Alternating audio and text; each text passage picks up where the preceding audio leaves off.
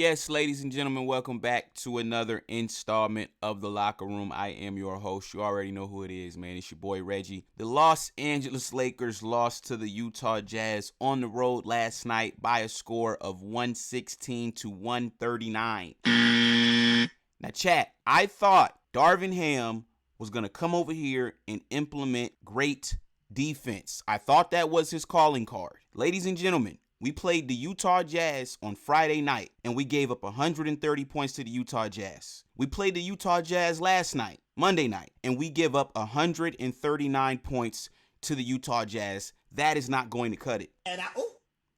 So, like I said, at this point, we're 2-8, man. I like Darvin Ham. I do. I told you guys this on last night's stream. If you guys don't know, man, we do a show after every Lakers game, so be sure to like, comment, and subscribe so you don't miss our live show. Listen, I like Darvin Ham, man, but at this point, we're 2-8. Everything's got to be on the table at this point, right? Now, we've talked about trading Russell Westbrook.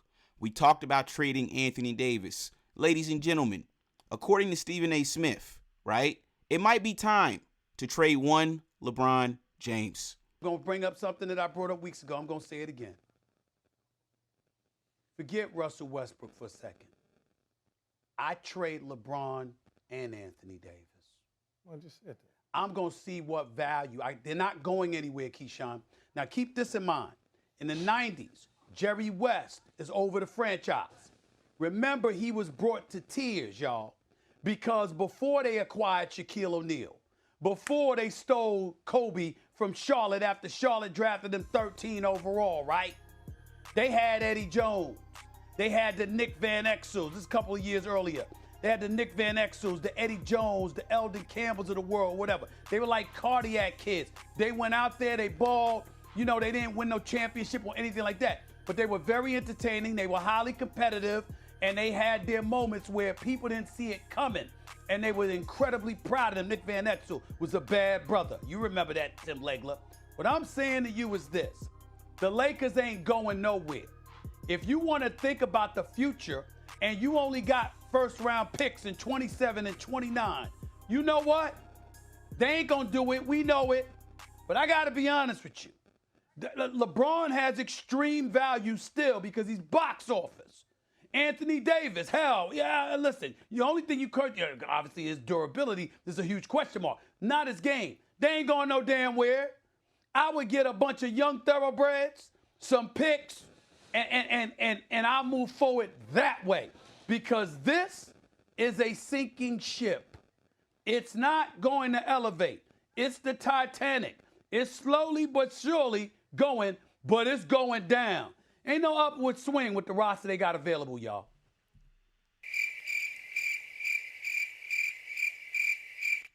Ladies and gentlemen, got to agree with Stephen A. Smith at this point. Like he said, they probably won't trade LeBron, but at this point, man, you probably just be best trading everybody, right? Lakers Nation probably just be better off getting some young thoroughbreds and some draft picks and starting this whole thing over, man, because like I said, we are going nowhere fast. We're sitting at 2-8. Darvin Ham is the head coach, and he is not off to a good start. Ladies and gentlemen, we're going to take a quick listen to what Darvin Ham had to say after last night's game. Things that defensively that you feel like weren't there tonight for whatever reason, and how do you kind of get back to what you've been doing on that end to start the season?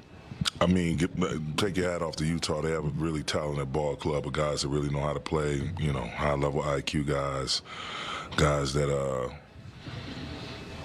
really, once they get into actions, it's multiple actions after multiple action after multiple actions, and they're all able to catch and shoot.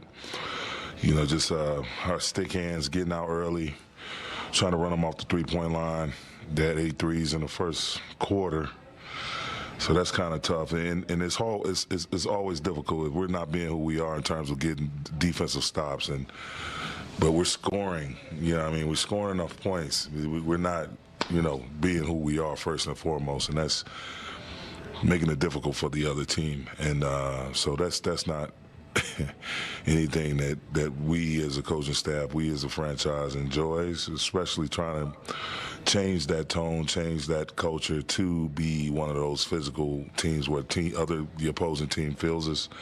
But credit them. They got on their home floor and they started spraying it. Came out early, set a good tone for themselves, knocking down shots.